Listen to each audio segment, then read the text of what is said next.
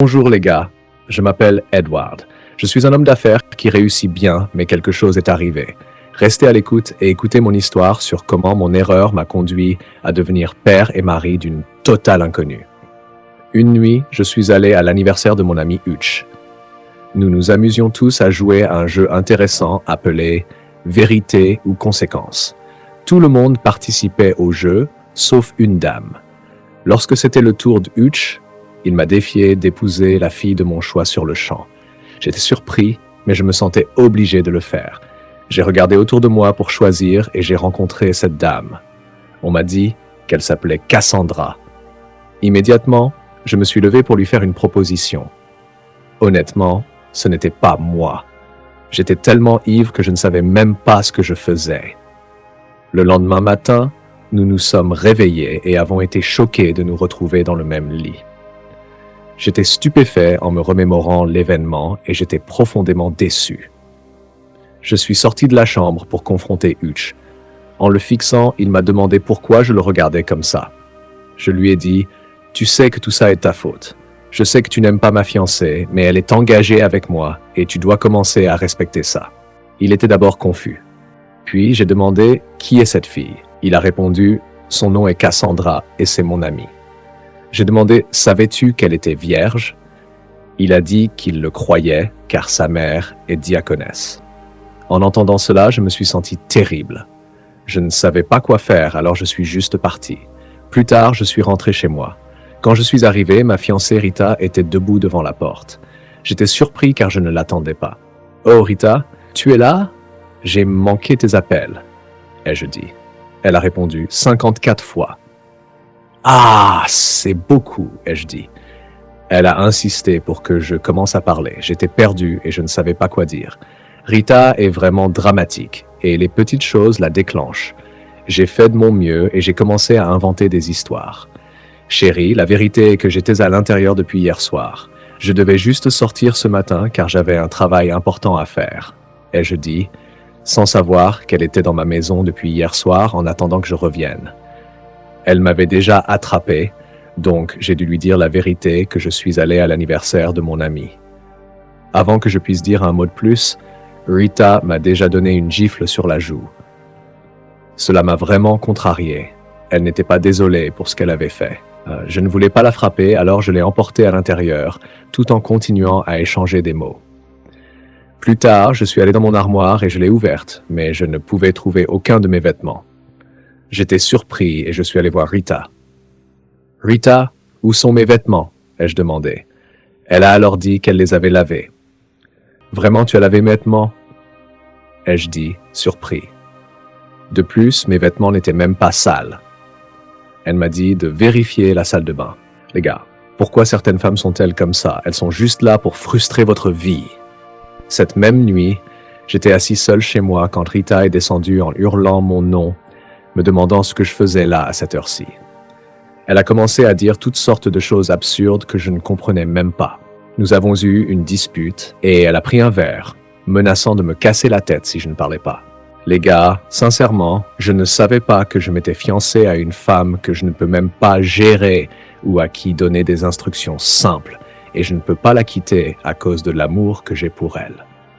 Quoi qu'il en soit, les gars, ce n'est pas la fin de mon histoire. Le lendemain, ma sœur est venue chez moi en se plaignant de ma fiancée que personne ne semble apprécier parce qu'elle est trop toxique. Je lui ai fait comprendre que c'est moi qui me marie avec elle, pas elle, et que je l'aime comme elle est. Ensuite, je suis allé à l'extérieur et j'ai vu un paquet. J'ai regardé à l'intérieur et j'ai vu des fleurs, ce qui m'a beaucoup surpris. Qui aurait pu laisser ça ici? Puis j'ai lu l'une des notes et j'ai réalisé que c'était de Rita. En me retournant, je l'ai vue. Elle s'est excusée et nous avons passé à autre chose. Le jour suivant, mon ami est venu me parler de Cassandra. Il a dit qu'il pensait que nous devrions aller lui rendre visite. Mais j'ai dit non, et de toute façon, je ne veux plus parler de ça. Il a alors suggéré « et si elle était enceinte ?» ce qui m'a laissé choqué. J'ai dû chasser cette idée, croyant qu'elle ne pouvait pas être enceinte, et nous avons continué à boire. Le matin suivant, j'ai entendu frapper à ma porte et je suis allé ouvrir. J'ai vu Hutch et Cassandra. Immédiatement, elle m'a dit qu'elle était enceinte de mon enfant. J'étais choqué. « Attends, quoi? Que veux-tu dire par tu es enceinte ?» À ce moment-là, j'étais tellement confus. Comment ai-je pu permettre qu'une telle erreur se produise? Puis j'ai demandé, « Alors, que faisons-nous maintenant ?» Elle ne savait pas quoi faire, alors je lui ai proposé de considérer l'avortement. Elle a dit qu'elle n'était pas en faveur de l'avortement. Honnêtement, je ne savais vraiment pas quoi faire. Puisqu'elle a dit qu'elle n'était pas en faveur de l'avortement, que voulait-elle que je fasse? J'étais aussi confus. Parler à mon ami n'a fait qu'ajouter à mon problème. Il pouvait être tellement agaçant, toujours en train de proposer des idées qui ne conviennent pas à ma situation. Plus tard, dans la nuit, pendant que je dormais avec ma fiancée Rita, mon téléphone a sonné et c'était Cassandra. Je suis rapidement et discrètement sorti de la chambre pour prendre l'appel. « Écoute, pourquoi appelles-tu à cette heure-ci? Je t'ai dit que j'ai une fiancée et tu ne peux pas continuer à appeler comme tu veux. » Elle m'a alors dit que sa mère voulait la mettre à la porte si elle ne lui présentait pas le gars qui l'a mise enceinte. Honnêtement, les gars, c'est un vrai dilemme pour moi. Je suis juste tellement confus. Je lui ai demandé de rester calme et de me laisser un peu de temps avant de raccrocher. Le lendemain matin, j'ai entendu frapper à ma porte. Quand je l'ai ouverte, j'ai vu Cassandra qui était déjà chez moi avec ses bagages. Choqué, j'ai demandé « Que fais-tu ici ?» Elle a dit que sa mère l'avait expulsée, elle n'avait nulle part où aller sauf chez moi, me laissant désemparé. À ce moment-là, Rita est sortie, l'a vue et a commencé à demander qui elle était. J'ai essayé de cacher la vérité, lui disant qu'elle était ma cousine éloignée, et elle a juste souri. Je vais pas mentir, les gars, parfois j'ai peur de Rita parce qu'elle est imprévisible.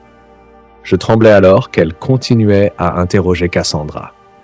Ensuite, elle a proposé de l'emmener elle-même dans la chambre d'amis, même quand j'ai insisté pour le contraire. Elle a refusé, me rendant encore plus effrayé. Au point de manger, quand ma fiancée m'a demandé « Pourquoi est-ce que ta cousine ne vient pas dîner ?» J'ai répondu « Je vais juste lui apporter la nourriture. » Mais ma fiancée a insisté pour le faire elle-même. Dès qu'elle est partie, j'ai rapidement pris mon téléphone pour me rappeler mon nid « Hush !»« Salut mec !» ai-je dit. J'ai à la fois Rita et Cassandra sous le même toit avec moi. C'est comme une bombe à retardement, mec.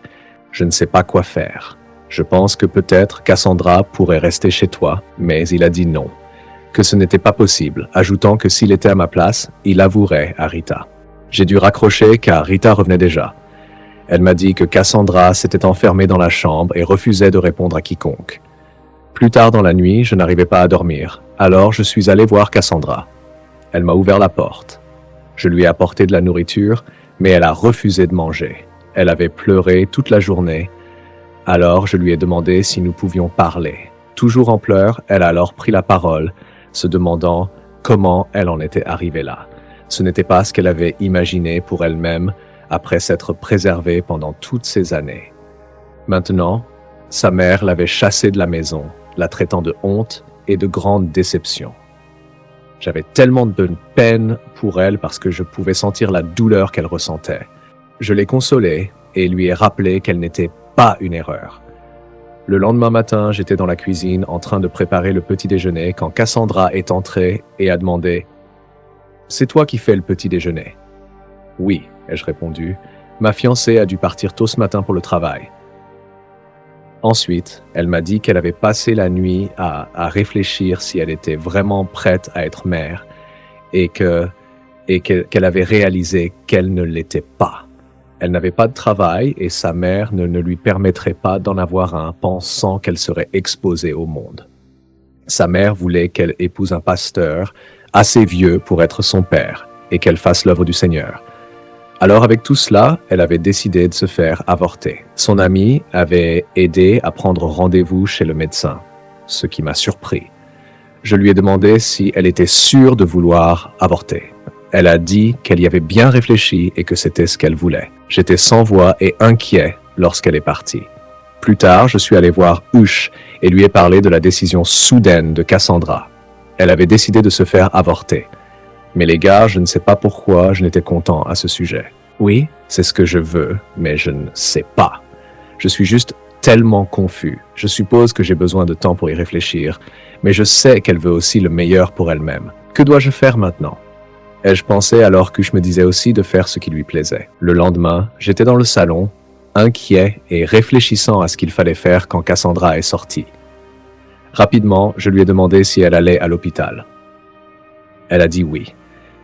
Paniquée, je l'ai suppliée de ne pas y aller parce que je ne suis pas sûr de vouloir qu'elle se débarrasse de l'enfant, mais elle a insisté pour le faire, affirmant qu'elle le faisait pour moi, ma fiancée et elle-même.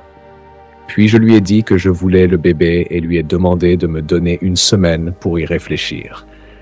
J'ai continué à la supplier avant qu'elle n'accepte finalement. Le lendemain, ma sœur est venue, toute excitée, et a demandé des nouvelles de ma femme. Les gars, vous pouvez imaginer, j'étais vraiment surpris et je lui ai demandé si elle n'avait pas compris ce que je lui avais dit au téléphone. Mais elle était trop excitée pour écouter quoi que ce soit que j'avais à dire et s'est rapidement précipitée à l'intérieur pour voir Cassandra.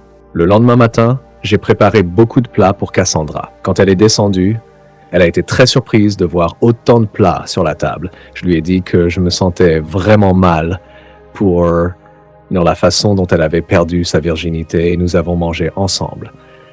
Le lendemain, Cassandra et moi étions tous les deux dans le salon à regarder des films drôles et nous ne cessions de rire. Ma fiancée est rentrée, nous a vus en train de rire, a regardé sans dire un mot, puis est montée à l'étage. Je suis rapidement allé la suivre. Le jour suivant, je suis rentré du travail et j'ai commencé à percevoir une odeur délicieuse. J'ai demandé « Quelle est cette odeur appétissante qui trouble mon estomac ?» en souriant. Immédiatement, Cassandra est sortie de la cuisine et m'a accueilli. Je lui ai donc remis le cadeau que j'avais acheté pour elle. Elle était surprise et heureuse en me remerciant avant de retourner à la cuisine. Comme ça, les gars, Cassandra et moi nous entendions maintenant assez bien comme si nous nous connaissions depuis longtemps. Nous passions du temps ensemble à rire, partager des blagues et regarder des vidéos drôles. Nous jouions aussi à des jeux ensemble. Honnêtement, si vous me demandiez comment ce lien soudain entre nous s'est créé, je ne serais pas en mesure de répondre. Je sais juste que je l'ai permis et que cela s'est produit. Cela dérangeait même ma fiancée, qui demandait quand Cassandra partirait de la maison. Je lui ai clairement dit que Cassandra ne partirait pas. Les gars, avec cette assurance, j'ai l'impression de commencer à beaucoup apprécier Cassandra. Le matin suivant, je suis allé dans la cuisine et j'ai vu Cassandra en train de nettoyer les plats. « Tu sais que tu n'as pas à faire tout cela, n'est-ce pas ?» ai-je dit. Elle a répondu qu'elle faisait juste ce qui devait être fait. « Ou peut-être tes devoirs d'épouse, » ai-je dit en souriant. Puis je lui ai dit « Tu sais que tu ne vas plus faire l'avortement, n'est-ce pas ?» Elle a dit qu'elle n'avait pas la capacité de s'occuper d'un enfant. Alors j'ai dit « Mais je veux être ton soutien », ce qui l'a surprise. Ensuite, je me suis rapproché et j'ai demandé « Attends, et si nous étions vraiment faits pour être monsieur et madame ?» Elle a réfléchi un moment et a répondu « Et ta fiancée ?» J'ai marqué une pause, réalisant que j'avais totalement oublié d'elle un instant et j'étais sans voix. Puis, Cassandra a dit qu'elle allait à l'hôpital faire ce qu'il fallait demain. Je me suis senti impuissant. Je suis retourné dans ma chambre pour parler à mon amie. « Salut, Huche. Elle va chez le médecin pour se débarrasser du bébé. Je ne veux vraiment pas qu'elle se débarrasse du bébé. Comment puis-je l'en empêcher ?» ai-je demandé. Il m'a dit exactement quoi faire et je l'ai remercié. Le matin suivant, elle allait sortir quand elle a trouvé la porte verrouillée. Elle a commencé à crier mon nom pour que je vienne ouvrir la porte. J'étais à l'extérieur, mais je n'ai pas ouvert car je ne voulais pas qu'elle aille à l'hôpital. Elle continuait à frapper à la porte, exigeant qu'on l'ouvre. Voyant qu'elle n'était pas prête à arrêter de frapper de sitôt, j'ai décidé de prendre la parole pour qu'elle sache que j'étais là. J'ai dit « Ça ne fait que quelques jours que tu es chez moi et je commence à voir ce que les autres voient. Je vois maintenant que je peux avoir une relation paisible, sans dispute, sans combat et sans drame. Et j'ai été dans une relation toxique, mais l'amour ne m'a pas permis de le voir. Le pire, c'est que j'ai même pris des mesures pour passer le reste de ma vie avec elle. Honnêtement, Cassandra, je ne sais pas vraiment comment tu me vois, mais ce que je sais, c'est que je ressens quelque chose de très différent et spécial pour toi. Oui, je sais que la grossesse nous a rapprochés, mais elle m'a aussi fait réaliser que tu es quelqu'un à garder. Quant à ma fiancée, je lui ai fait savoir que j'allais mettre fin à notre relation. Elle est tellement toxique et j'y vois plus clair maintenant. Elle m'a alors demandé d'ouvrir la porte.